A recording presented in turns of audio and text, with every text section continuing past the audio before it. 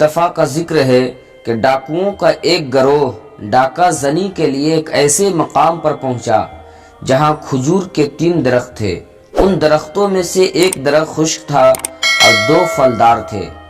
ڈاکو وہاں آرام کرنے کے لیے لیٹے تو ڈاکوؤں کے سردار نے دیکھا کہ ایک ایسا پرندہ ہے جو پھلدار درخت سے اڑ کر خشک درخت پر جا بیٹھتی ہے اور کبھی تھوڑی دیر کے بعد وہاں سے پھر اڑتی ہے اور پھلدار درخت پر جا بیٹھتی ہے، تھوڑی دیر کے بعد وہاں سے اڑ کر پھر اسی خشک درخت پر آ بیٹھتی ہے۔ اسی طرح اس نے کئی چکر لگائے۔ سردار نے جب یہ دیکھا تو اسے تجسس پیدا ہوا اور وہ خشک درخت پر چڑھا اور اوپر جا کر دیکھا تو حیران اور ششدر رہ گیا کہ ایک اندھا سانپ سب سے بلند ٹہنی پر لپٹا بیٹھا ہے اور منہ کھولے ہوئے ہے۔ وہ چڑیا اس کے لیے کچھ لاتی ہے اور اس کے منہ میں ڈال دیتی ہے۔ جب سردار نے یہ منظر دیکھا تو بے حد متاثر ہوا اور وہیں کہنے لگا، الہی یہ ایک موذی جانور ہے جس کے رزق کے لیے تو نے ایک چڑیا مقرر فرما رکھی ہے، میرے لیے جو اشرف المخلوقات میں سے ہوں یہ ڈاکہ زنی کب مناسب ہے۔ جب یہ کہا تو اس نے ہاتف کی آواز سنی، میری رحمت کا دروازہ ہر وقت کھلا ہے، اب بھی توبہ کر لو، میں تمہاری توبہ قبول کر لوں گا۔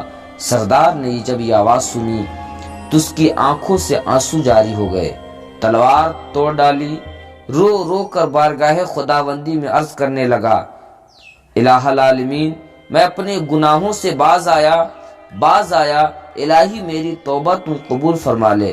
آواز آئی، ہم نے تمہاری توبہ قبول فرما لی ہے۔ سردار کے ساتھیوں نے جب یہ ماجرا دیکھا تو پوچھا کہ کیا بات ہے سردار؟ سردار نے سارا واقعہ کہہ سنایا۔ وہ سب بھی روتے ہوئے کہنے لگے، ہم بھی اپنے اللہ عز و جل سے صلح کرتے ہیں۔ انہوں نے بھی سچے دل سے توبہ کی اور بارادہ حج یہ سب مکہ مکرمہ کو چل پڑے۔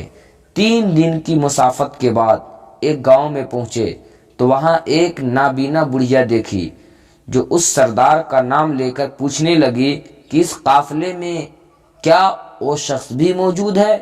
سردار آگے بڑھا اور کہنے لگا، ہاں وہ تو موجود ہے اور وہ میں ہی ہوں، کہو کیا بات ہے بوڑھی ماں؟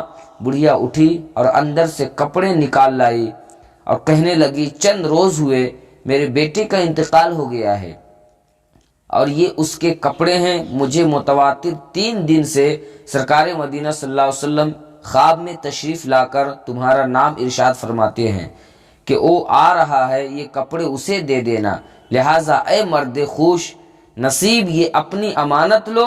سردار یہ سن کر وجد میں آ گیا اور وہی کپڑے پہن کر مکہ مکرمہ میں حاضر ہوا، پھر اللہ کے مقبولوں میں وہ شمار ہونے لگا۔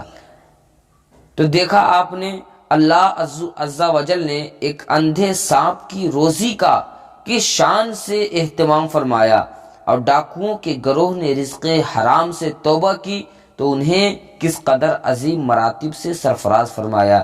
بے شک اللہ عز و جل غیب سے مدد فرمانے والا ہے۔